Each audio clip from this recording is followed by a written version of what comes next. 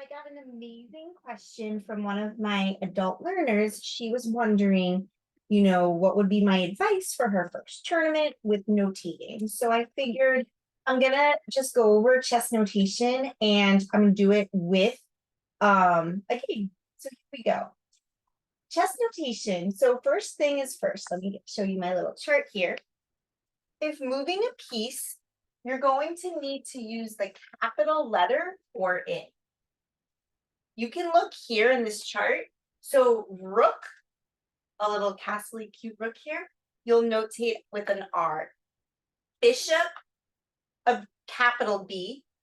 Queen, capital Q. King, capital King. And knight, that annoying silent K, we use an N, capitals, notice for all. For pawns, you're just going to use the coordinates of the square. So I use these examples, E4, C5. It wouldn't be 4E. We always go letter, then number. Okay? Step one, we just went over that. So, for example, if I was moving my bishop to C4, I would notate it as capital B, C4. After you get the hang of that, step 3 is important. You need to notate both white and black's moves, not just your moves. So here I'm going to do a little example. Pretend I'm playing the black pieces and I'm playing someone named Judy. So let's take a look at how this game could go. I'm going to look here. Okay, share. So here I have a board for us to look at. Right? And imagine you're playing in the tournament. Really try to calm your nerves by being ready for each step. So step 1, you get to your tournament. It's your first game. You find your pairings. So you will also have a type of score sheet. I just made a little makeshift one. Every score sheet's slightly different, but basically, let me show you. So you're going to want to write your name under the color that you're playing versus your opponent. You can put the date. And you might even notice some boxes like the opening. If you're a beginner, you might not know which opening you're playing, so don't worry so much. So I'm going to be playing the black pieces here, and I'm going to notate on this small sheet and also my big chart. So I'm going to write my name. I'm playing in my I'm going to pretend I can't wait to play my next tournament. Details to come on that. Marshall Chess Club Rapid. I'll just call it that. I'm going to pretend it's tomorrow. So I'm going to write August. What's tomorrow? I'm a summer school teacher. Let's look at my iPhone. What date is tomorrow? Tomorrow's the 11th. So 8/11/23. There's a little spot for round. I'm going to write round 1. I'm going to say I'm on board 7. Playing in the open section, and that's that. I'm gonna look at the parents. Oh, okay.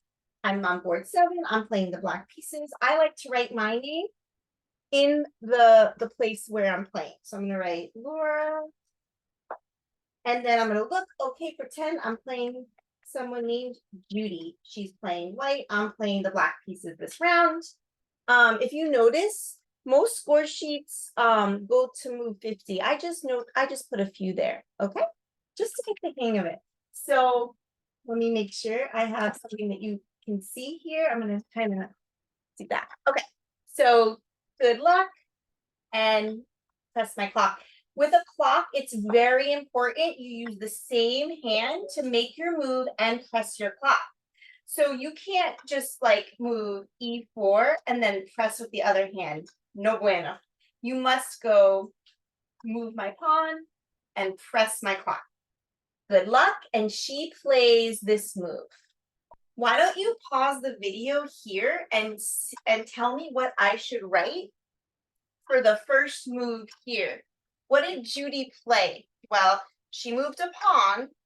Was it the H pawn? No. Was it the G pawn, F pawn, E pawn?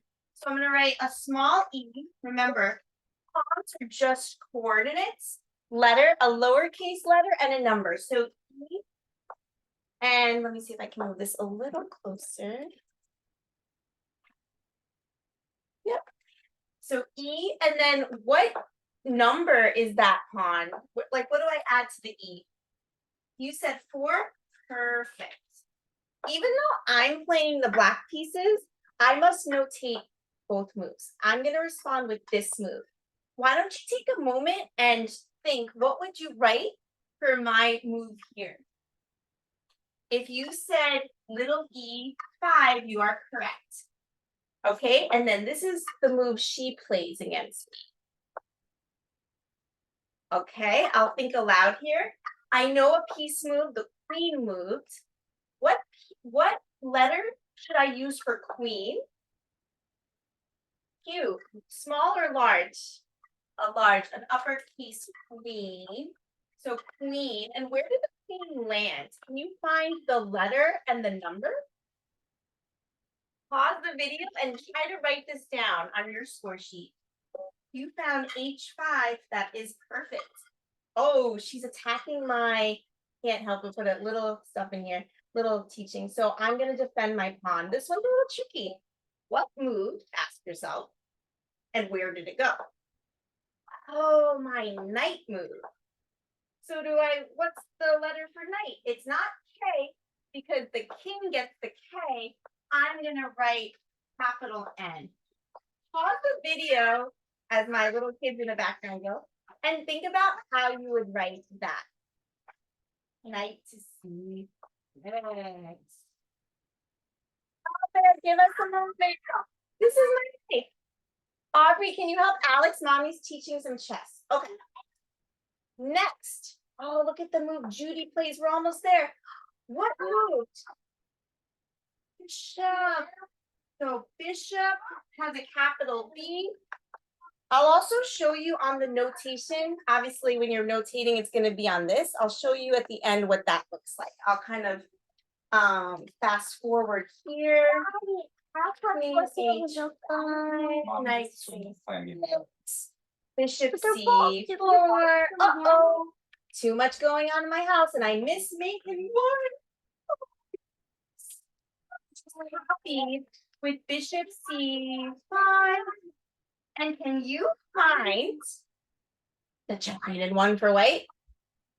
Oh, I noticed the bishop and queen are looking at that square too. How do we notate that beautiful move? Well, what moved? The queen, so capital Q, and captures is an X. X. And what square did that queen land on? The square of doom for black is this square, and for white, it's this square. F7. Show that it's checkmate. Hashtag as my young student is friend. And that, my friend, is a wrap. Hope this video helped you learn how to notate, and I will see you in the next one. Bye.